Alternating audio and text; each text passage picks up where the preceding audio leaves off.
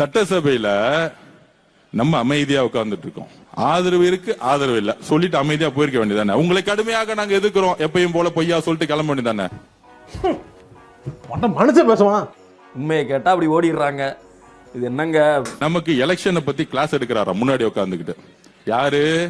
திரு மு.க. ஸ்டாலினுடைய மகன் இளவரசர். வாழ்நாய் கொடுத்ததெல்லாம் பச்சிட்டாலாக்கு பேசு. அப்பவே போயிருக்கணும் மேல் லோகத்துக்கு. இங்க இருந்துகிட்டு நம்மள உயிரை வாங்கிட்டு இருக்குது.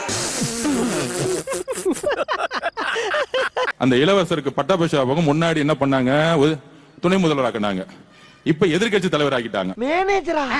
ஒன்னேவா மேனேஜரா வச்சிருக்காங்க? ஏன்னா அப்படி கேக்குற? இல்லப்பா, மேனேஜர் மூஞ்சியே உனக்கு இல்லையடா. நான் வேற நினைச்சேன் யாரா சீனியர் எல்லாம் போடுவாங்க, நம்மள உண்டு இல்லன்னு கொஸ்டின் கேட்க போறாங்க. சரி நம்மளும் ரெடி ஆயிடும் நினைச்சேன். இந்த குடும்பம் என்னைக்கும் திருந்தவே திருந்தாது. நீ மாறவே மாட்டியாடா. அது எப்படிப்பா உடம்போட ஊர்னது மாறும்? உப்பு தண்ணில ஒரு வாரம் உன்னை ஊற வச்சு 4 தட்டு தட்டினா எல்லாம் மாறிடும்.